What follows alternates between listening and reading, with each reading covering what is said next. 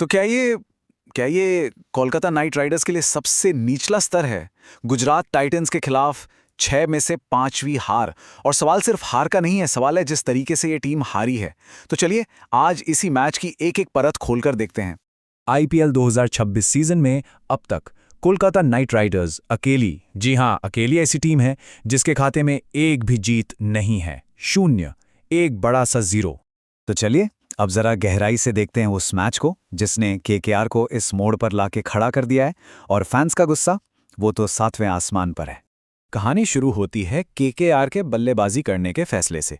एक ऐसा फैसला जो सच कहें तो पहली ही गेंद से गलत साबित होने लगा।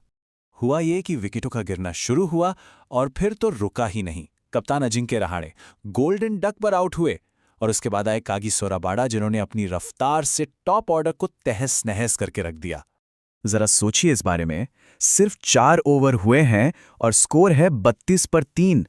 केकेआर के 3 विकेट जा चुके थे। मतलब मैच तो यहीं से शुरू होते ही पकड़ से फिसलने लगा था। और इस पूरी तबाही के पीछे 2 नाम थे, रबाडा और सिराज। रबाडा ने सिर्फ 29 रन देकर 3 विकेट झटके और सिराज ने भी 2 बहुत अहम शिकार किए। बस केकेआर की बल्लेबाजी की कमर ही टूट गई। अब आते हैं केकेआर की पारी के सबसे बड़े मुद्दे पर। कैमरन ग्रीन 25.2 करोड़ का खिलाड़ी। सवाल यह है कि वो टीम को बचाने आया था या कहीं न कहीं डुबाने का कारण बन गया। देखिए, जब शुरुआती विकेट जल्दी गिर जाते हैं तो एक बल्लेबाज पर पारी संभालने की जिम्मेदारी आ जाती है। उसे कहते हैं एंकर रोल। ग्रीन ने यही करने की कोशिश की, लेकिन उनकी इसी भूमिका ने फैंस को 2 हिस्सों में बांट दिया। तो फैंस के 2 ग्रुप बन गए। एक तरफ वो लोग थे जो कह रहे थे कि भाई ग्रीन ने ही तो इज्जत बचाई वरना टीम ऑल आउट हो जाती। और दूसरी तरफ वो थे जिन्हें लगा कि ग्रीन ने इतनी धीमी पारी खेली कि आखिर में मैच हरवा दिया। लेकिन जो आंकड़े हैं ना, वो एक अलग ही कहानी बता रहे हैं। हाँ, ये बात बिल्कुल सही है कि ग्रीन ने अपने पहले 50 रन बनाने में 34 गेंदें ले ली, पर उसके बाद उन्होंने जो गियर बदला, अगले 29 रन बना डाले सिर्फ 21 गेंदों में। मतलब धीमी शुरुआत के बाद एक जबरदस्त एक्सेलरेशन देखने को मिला। एक तरफ केकेआर जहां जैसे तैसे लड़ रही थी, वहीं दूसरी तरफ गुजरात टाइटंस ने इस लक्ष्य को बिल्कुल बच्चों का खेल बना दिया। और इसका पूरा पूरा श्रेय जाता है सिर्फ एक खिलाड़ी को। कप्तान शुभमन गिल। क्या कमाल की पारी खेली, 86 रन।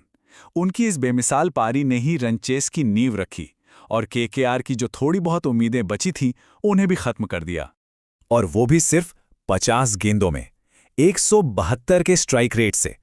ये आंकड़ा खुद बताता है कि गिल कितने कंट्रोल में थे और उनके इरादे कितने आक्रामक थे। गिल की पारी की खूबी सिर्फ बाउंड्रीज नहीं थी। हाँ, उन्होंने 8 चौके और 4 छक्के तो लगाए ही, लेकिन साथ ही स्मार्ट रनिंग से, सिंगल्स डबल से स्कोरबोर्ड को लगातार चलाते रहे। मतलब एक कंप्लीट T20 वाली पारी थी ये।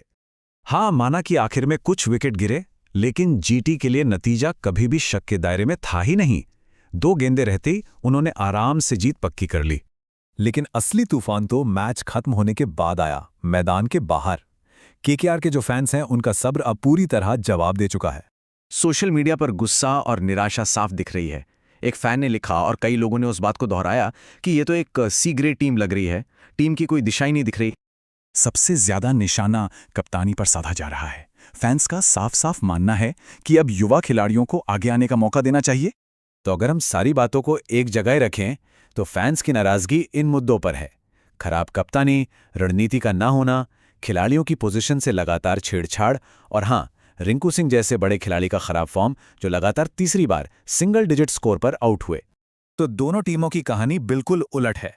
एक तरफ गुजरात टाइटंस है जो लगातार 3 जीत के साथ टॉप 4 में पहुंच गई है, तो दूसरी तरफ है केकेआर जो पॉइंट्स टेबल में सबसे नीचे बिल्कुल तली में संघर्ष कर रही है। तो आखिर में सवाल यही बचता है, इतनी खराब हालत के बाद क्या केकेआर का ये सीजन अब भी बचाया जा सकता है? ये एक ऐसा सवाल है जिसका जवाब सच कहूं तो फिलहाल किसी के भी पास नहीं है।